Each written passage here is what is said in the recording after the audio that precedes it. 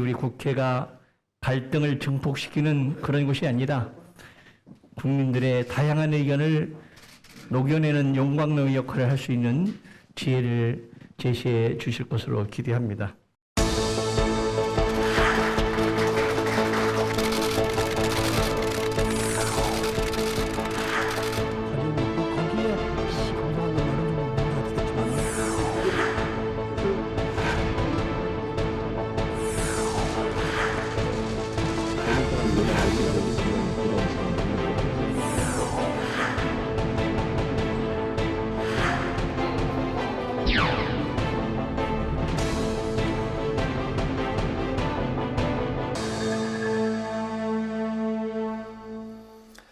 네, 이번 시간은 뉴스앤파워 인터뷰 코너입니다. 코로나19 이후에 우리 사회의 갈등과 분열이 한층 첨예해진 상황인데요.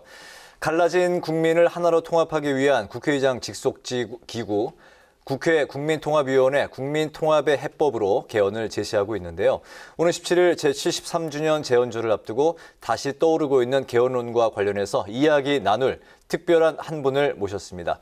제17대 국회의장을 역임하시고 현재 국회 국민통합위원회 공동위원장을 맡고 계신 임채정 위원장님 나오셨습니다. 위원장님 어서 오십시오. 아유, 어서 오세요. 안녕하십니까. 네, 특별한 시간 내주셔서 감사드립니다. 고맙습니다. 네. 먼저 그간 어떻게 지내셨는지 저희 시청자 여러분들께 인사 부탁드리겠습니다. 잘 지내고 있습니다. 건강하시죠? 네, 건강하고 네. 뉴스 열심히 보고 있고요. 네. 각 화도 냈다가 웃기도 했다가 그래서 잘 지내고 있습니다. 저희 국회 방송 뉴스엔드 혹시 보신 적이 있으신가요? 어쩌다 본 적은 있죠. 늘 봤다고 하면은 거짓말이고 가끔은 저희 두 사람이 하는 것도 보셨나요? 그건 확실한 기억이 별로 없는데요. 네. 솔직하시네요. 앞으로 근데 거짓말은 안 하려고요. 네. 네. 자주 시청 저희가 부탁드리겠습니다. 분발하겠습니다. 예. 네, 고맙습니다. 그건 약속하겠습니다. 네, 네네. 감사합니다. 현재 국회 국민통합위원회 공동위원장을 맡고 계시는데요. 국회의장 직속 자문기구인 국민통합위가 지난 2월에 출범을 했습니다. 갈라진 국민 여론을 녹여내는 국민통합의 용광로 역할을 하겠다. 이걸 목표로 하고 있는데요. 어떤 기구인지 취재와 함께 좀 구체적으로 설명을 해주실 수 있을까요? 뭐 지금 앵커께서 설명하신 그대로라고 네. 생각을 하는데 네. 이제 잘 아시겠지만은 어떤 어젠다를 만든다는 것이 네. 그 어젠다를 해결하기도 전에 그 문제 설정 자체부터 갈등과 대립이 생기는 게 보통이거든요. 네. 그러니까 국회의장께서 중심이 돼가지고 그런 그 중립적이고 객관적인 그런 입장에서 어젠다 세팅을 한다는 이런 입장이 아니었겠는가. 네. 그래서 이제 박병석 의장께서 꽤 이제 고심을 하셔가지고 만드신 건데, 각계의 정치, 경제, 사회 각계의 전문가 또는 그 지식인 이런 분들을 초청을 해가지고 객관적이고 또 중립적인 입장에서 그런 그 논제들을 정리를 하고 그것을 국회를 통해서 실천해 나가자 하는 뜻이 있습니다. 네네. 다음 질문 드리겠습니다. 현재 우리나라 정치 사회가 양극화되어 있고 분열과 갈등이 점점 더 심해진다는 이제 이야기들을 하는데요. 정치권의 협치가 실종됐다. 여야가 예전보다 더 극심하게 갈라져 있고 싸움이 더 비화되고 그런 양상을 보이고 있다는 이야기들을 하는데 그 한 중심에는 또 국회가 갈등을 부추기고 있다는 이런 또 비판의 목소리도 나오고 있습니다. 우리나라 그 정치 사회 현상 이 상황을 어떻게 바라보고 계십니까? 지금 지적하신 대로 현상은 그런 부분이 분명히 있습니다. 근데 이것을 지금 그 해결하는 접근 방식에 있어서 너무 현상만을 가지고 자꾸 그 지적을 하고 비판하고 그렇게 접근해서는 저는 그렇게 해법이 잘 나오지 않는다고 생각을 해요. 네. 이건 좀 더 구조적이고 역사적인 문제이기 때문에 그런 점도 아울러서 우리가 고민하고 좀 그 노력을 해야 하지 않겠는가 이런 생각을 하고 있습니다. 내용을 조금 더 이렇게 구체적으로 얘기하자면 뭐 상당히 긴 얘기가 돼서 좀 복잡할 것 같아서 여기서 좀 네. 말씀드리기가 그런데 네, 편하게 말씀해 주시죠. 지금 현재의 그런 상황이라는 것이 뿌리가 매우 깊은 것들 아닙니까? 네.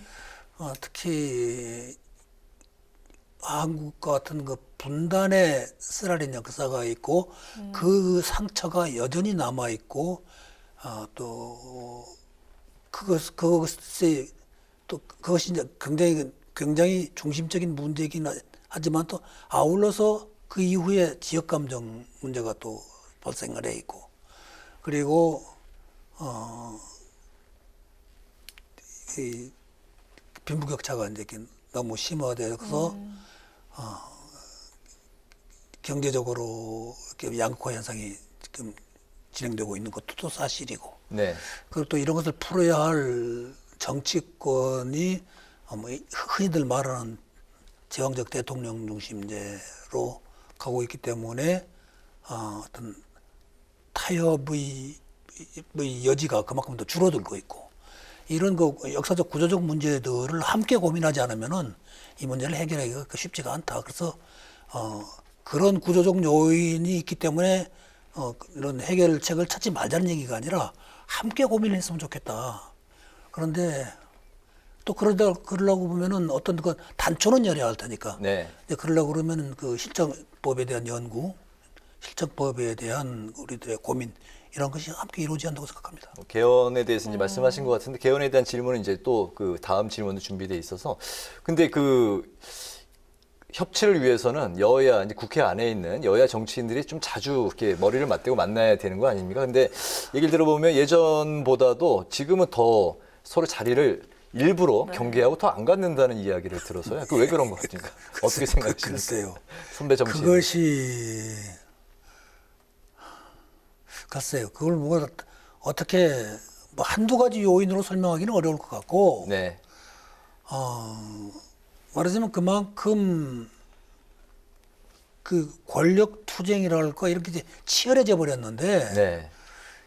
좀 더 이렇게 만나서 해결한다고 하는 대화라는 것이 대화의 방식이라는 것이 전에는 오히려 이게 좀 아이러니한데 전에는 오히려 무슨 그 리더십이 네. 당의 리더십이 무슨 카리스마적 리더십이 어쩌니 해서 비판을 했지만은 그래도 그런 쪽에서 상층부에서 얘기가 되면은 오히려 풀어질 수가 있었어요.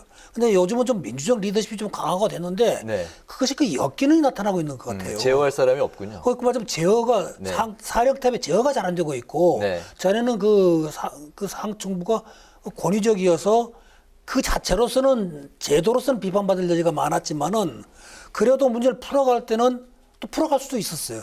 근데 요즘은 당이 대중적으로 됐다고 그럴까 당의 리더십이 네. 그래가지고 그것은 어떤 권위가 없어가지고 예. 그걸 조금 풀어나가지를 못하고 민주적으로 가는데 민주적인 제도에 부정적인 측면이 자꾸 나타나는 게 대중정당이 또 단점을 그렇게 나타나거든요. 예. 그런 알겠습니다. 역효과가 나타나는 거 아닌가 하는 그런 조금 좀 안타까운 그런 모습이 좀 보입니다. 네. 네. 이렇게 분열과 갈등이 일어난 원인과 또 함께 통합을 위해서는 협치가 필요하다라는 그런 말씀도 해주셨는데 근본적인 해결을 위해서 좀 개헌이 필요하다 이런 말씀 해주셨는데 좀 더 자세하게 질문 한번 드려볼까요? 개헌에 대해서요? 네네네. 질문을 좀 주시죠. 개헌이 필요합니까? 네. 하다고 봅니다. 네네. 아까 제가 말씀드린 이런 우리 사회가 가지고 있는 구조적인 핵심적인 문제들이라든가 이 현상들을 풀어나가려고 그러면은 그렇다고 해서 역사의 문제들, 사회에 깊이 뿌리 박혀 있는 문제들을 어떻게 하루아침에 하지 말라고 해서 되는 게 아니란 말이죠. 네. 근데 그것은 역시 법과 제도를 통해서 고쳐나갈 수밖에 없어요. 근데 그 법과 제도를 고쳐나가려고 그러면은 그 법과 제도를 함께 할 수 있는 그러면 공유할 수 있는 그 가치를 공유할 수 있는 헌법이라든가 또 다른 법제도라든가 네. 근데 이런 게 필요한데 그런 것을 통해서만 우리의 모순을 고쳐나갈 수 있는 거거든요. 그러니까 그런 합의할 수 있는 그런 공통 분모가 되는 그런 법제도가 그 헌법 개정이 아니면 안 된다. 네. 헌법 개정을 통해서 우선 서로 간에 합의할 수 있는 토대를 만들어야 한다. 네네. 협치할 수 있는 그 기본이 만들어져야 한다. 그렇지 않고 지금과 같은 대통령 중심제, 그것도 아주 강고한 대통령 중심제에서는 오직 대통령 하나 참 먹기 위해서 네. 좀 표현이 좀 조속합니다만은 온 힘을 거기다가만 기울이지 서로 타협하고 대화하고 협동하고 하는 분위기가 잘 안 된단 말이에요. 네네. 그러니까는 알겠습니다. 개헌이라는 것이 우리 역사의 구조적인 모순을 해결해 나가는 첫걸음이다.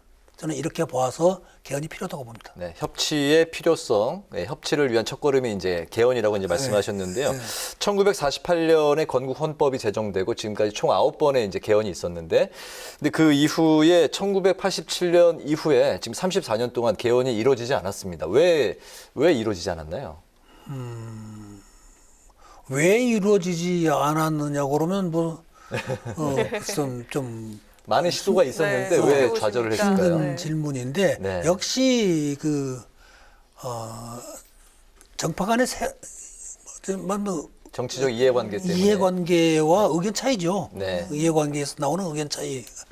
그런데 우선 그 합의도 좀 제대로 되질 않았고, 우리나라 헌법이라는 것이 참 가장 국가를 운영하고 사회를 끌어가는 법치 규범으로서 최고의 법치 규범이지만은 그것이 국민적 헌법이었다고 할 수는 없었어요. 네. 그동안의 헌법이라는 것은 권력을 가진 자들, 특히 독재 정권들이 자기 합리화를 위한 도구로서 악용이 되어 왔었지 국민의 헌법이 아니었던 거예요.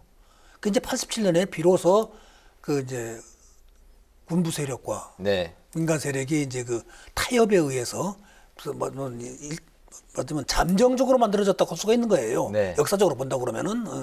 근데 그것을 이제 고치려고 그러니까 이것을 고치자고 세상이 변했으니까 고치자고 그러는데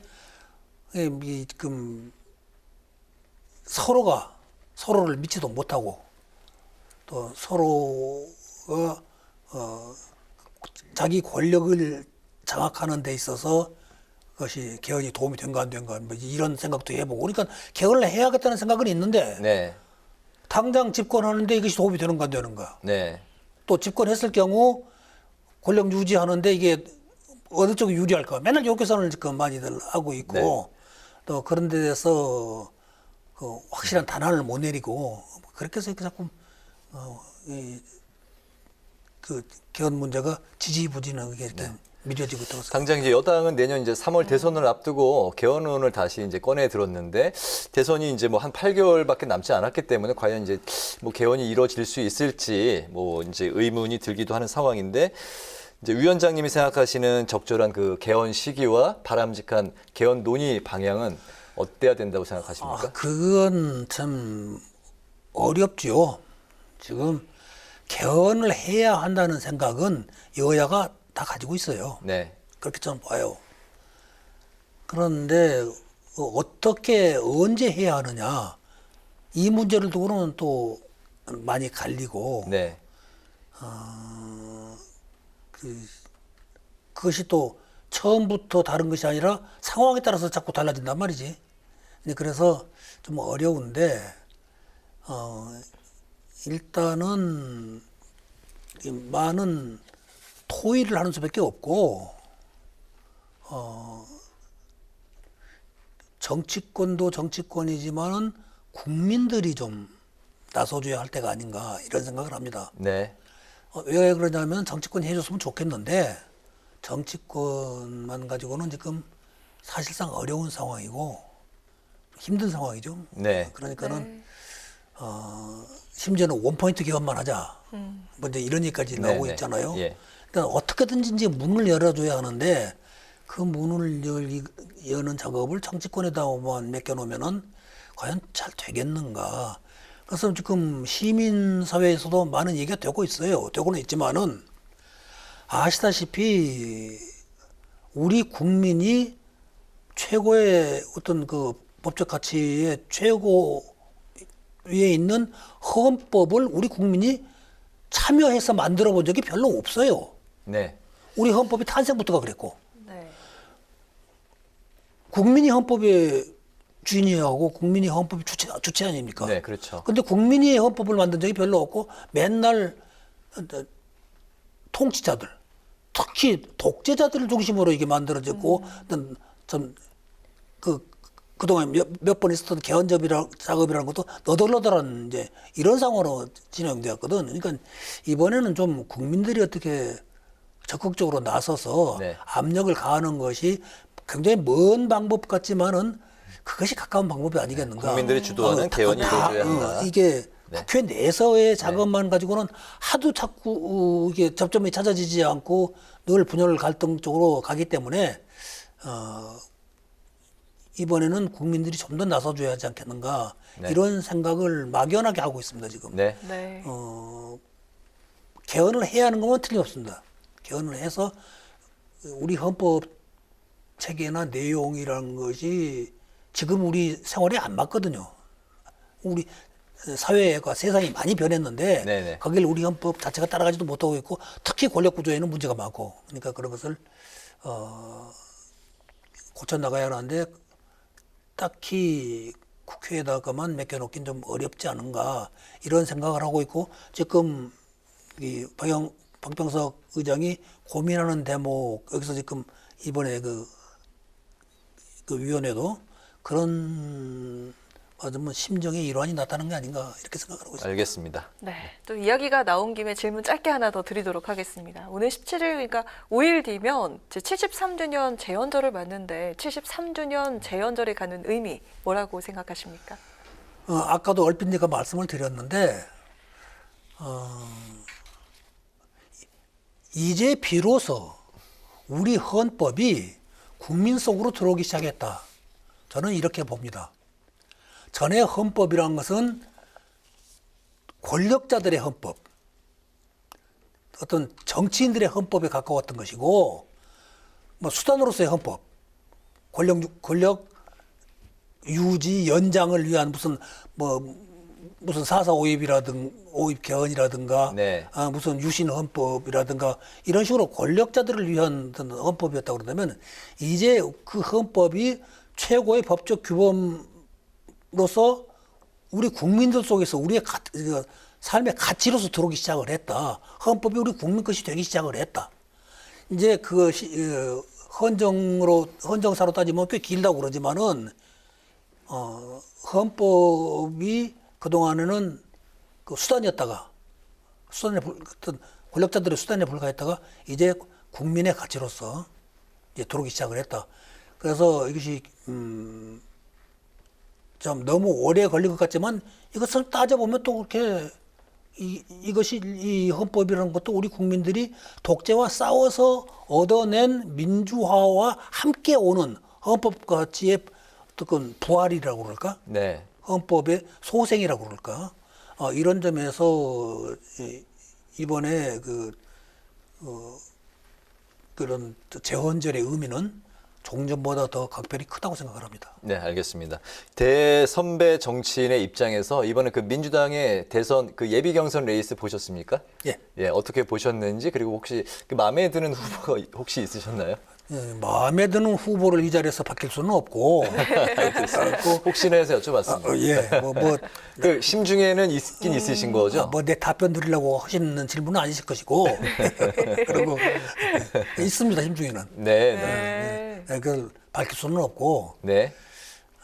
어떻게 지켜보셨습니까? 어쨌든 그 경선 방식이 완벽하든 하지 않든 간에 어떻게든지 민주적으로 진행하려고 그러고 국민들과 어떻게 연결시키려고 그러고 그 경선에 있어서 경쟁 자체를 합리적으로 네. 좀 옛날처럼 무슨 뭐 편을 짠다거나 무슨 뭐 뒤에서 무슨 뭐 일을 꾸민다거나 그러는 게 아니고 합리적이고 공개적인 방식으로 이렇게 해 나가려고 굉장히 노력을 하고 있고 국민에게 접근해 나가려고 그러는 것이니까 새로운 정치 문화의 한 발현이다. 네. 이렇게 생각하고 좋게 생각하고 있습니다. 네. 네, 야권 쪽도 한번 보면 뭐 네. 야권도 그런 노력을 좀 하고 있는 거죠. 네. 야권도 하고 있는데 이제 야권의 경우는 이번에는 좀 복잡하죠. 이를테면 당 내에서만 후보가 나온 것이 아니고 당의 후보가 이렇게 오히려 더 네. 저기 비중이 큰 상황이 되어 있기 소위 때문에 말하는 제3지대 윤석열, 최재형 후보. 이제 그런 그 방법에 있어서의 문제도 또 좀 여러 가지 변수가 있는 것이고 그 인물도 기존의 당내에서 나온 인물이 아니고 새로이 말하면 수혈되는 인물이라고 할까? 이런 분들이 그러니까는 그 정서나 그동안 경험이 다 같은 건 아니란 말이죠. 그러니까 그런 데서 오는 그 어떤 그 약간의 그 불일치, 불협화 이런 것도 있을 수 있겠지만은 뭐 그쪽도 그런 그 현실이니까 그 안에서는 이렇게 여러 가지 노력을 하려고 하고 있고 고민하고 있는 그런 모습들이 보이더라고요. 네. 그럼 여야를 넘어서 후보들이 갖춰야 될 가장 중요한 덕목이 뭘까요? 여야 정치를 넘어서 대통령 후보가 가져야 할 가장 큰 덕목이 뭐냐라고 하는 일다평은 좀 어렵고 그건 뭐 여러 가지 조건이 필요하겠죠. 네, 지도력이라든가 그렇습니다. 네. 태도라든가 능력이라든가 뭐 그런 거 많이 필요하겠고 또 정책도 구체적으로 말해서 무슨 뭐 남북 문제라든가 경제 성장 문제라든가 뭐 민주화라든가 여러 가지 있겠지만은 제가 볼 때는 대통령을 나오려고 하는 사람은 무엇보다도 국민의 삶을 아는 사람이어야 한다. 국민의 삶을 아는 사람. 국민의 삶, 그러니까 국민의 고통과 국민의 애환과 국민의 현실 그리고 그네들의 그 마음을 헤아릴 줄 아는 사람들. 네. 그 사람이 기본적인 그 사람들을 이해하는 기본적인 덕목이 그런 것이 되어야 하고 그리고 또 그런 문제를 해결하기 위해서 접근하는 데 필요한 절박함, 절실성 네. 이것만은 이뤄내야 한다. 이래서는 안 된다. 네. 꼭 이것은 해야 한다는 그런 절실성, 절박함 이런 것을 갖춘 인물이었으면 좋겠다 이런 생각을 하고 있습니다. 네. 국민들의 마음을 잘 읽고 삶, 예. 그러니까 현장을 알아야지 그것을 그냥 이론으로 머릿속으로만 하는 것이 아니고 네. 현장을 보면서 그 속에서 같이 가능하다면 울고 웃을 수 있는 네. 그런 정서와 덕목을 어떤 생각을 가진 사람 네. 이런 사람이어야 한다. 이렇게 거기에 이제 절실함과 절박함이 네. 같이 있으면 좋겠다는 말씀하셨는데 요즘에 대선 후보의 도덕성과 또 그 정책성에 대해서 어떤 걸 어디에 더 무게 중심을 뭐 두어야 되느냐 뭐 이런 이야기들이 또 그 화두로 오르고 있습니다. 왜냐하면 뭐 여러 가지 도덕성이 또 검증돼 오르기 때문에 그런 이야기 나오는데요. 어떻게 생각하십니까? 그것에 무슨 우선순위를 둬가지고 1번이다, 2번이다 이렇게 항목을 나눌 수는 없을 것이고 양쪽을 다 볼 수밖에 없죠. 왜냐하면은 대통령이라고 하는 것은 그 나라 국민을 대표하는 것이고 마지막 상징이기도 하고 그런 네. 것이기 때문에 거기에는 도덕적 문제도 반드시 결부가 됩니다. 그러나 보다 더 큰 것은 이게 그 상대적이죠.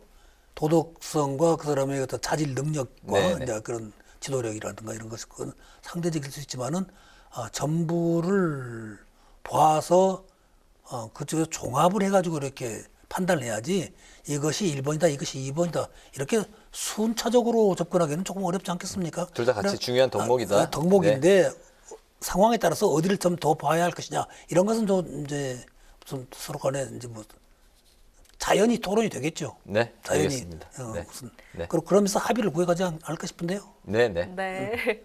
국민통합이 활동 기간이 11월까지인 걸로 알고 있는데요. 마지막으로 앞으로의 계획 한 말씀 들어보겠습니다. 계획, 예, 앞으로의 국민통합위원회의 계획. 네, 예. 통합위원회. 위원장으로서. 네. 그것은 일단은 이 그 사전 토론과 문제 정리 작업을 끝내고 그리고 이것을 아마 이제 박병석 의장께서 이제 많이 그 힘을 쓰리라고 생각하는데 이것을 정리를 해서 어떻게 실천 이것을 처리해 나갈 것이냐. 그러니까 이 문제 이제 여러 가지 정치, 경제, 사회 각 분야에서 여러 가지 이제 문제가 나올 텐데 이 문제들을 어떻게 법제화하느냐. 네. 이제 이런 문제들이 남았을 것이고 그것을 언제 하느냐. 이러한 또 하나의 어려운 고비가 남아 있다고 봅니다. 그래서 그 대목을 그건 어떻게 한두 사람의 의견으로 되는 건 아닐 것이고 여러 사람들의 지혜를 모아야 하지 않을까 싶고 여러 정당들의 어떤 그 이해도 구하고 아마 그런 과정을 거치지 않을까 싶은데요. 알겠습니다. 앞으로도 이제 저희 정치 원로로서 많은 지혜를 주시고 또 계속해서 건강하시기를 기원하겠습니다. 네, 감사합니다. 네. 네, 고맙습니다. 오늘 뉴스앤파워 인터뷰에서는 국민통합해법 그리고 재헌절을 앞두고 수면 위로 떠오른 개헌의 바람직한 논의 방향을 중심으로 지금까지 임채정 국회 국민통합위원회 공동위원장과 함께했습니다. 오늘 말씀 잘 들었습니다. 고맙습니다. 수고하셨습니다. 네.